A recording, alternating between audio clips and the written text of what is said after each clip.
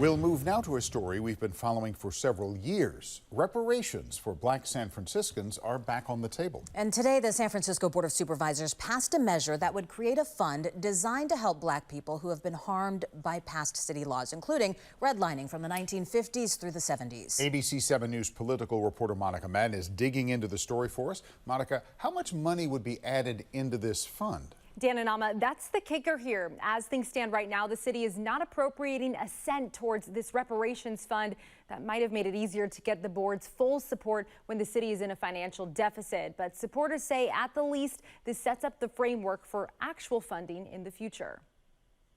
I think it means repair. As a descendant of slaves, James Taylor has long advocated for reparations. My own hands have touched my grandfather's hands, and my grandfather touched his grandfather's hands, and that was a slave.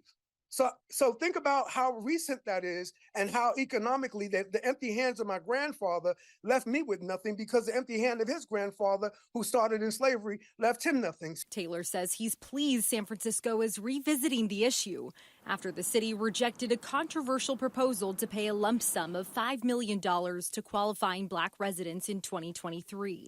This most certainly is different than asking the city to pony up dollars to support reparations recommendations. Supervisor Shaman Walton's ordinance merely sets up the fund to receive money either appropriated by the city or privately donated. It's going to take some time. We got to build a pot and then, of course, come up with the criteria in terms of how we're going to prioritize what recommendations we address first. But this is a major first step. Some of the city's previous recommendations for Black reparations range from assistance with down payments for buying a house, improved access to education, and cash payments. Redlining, making us pay taxes for education where our children couldn't go to those certain schools, pushing us out, gentrification. There's so many things that have been done to us systemically, and we have seen populations, we have seen races, we have seen ethnicities receive reparations. But we have not seen that for the Black population. If funded, San Francisco would be one of the first major U.S. cities to actively offer reparations for Black residents.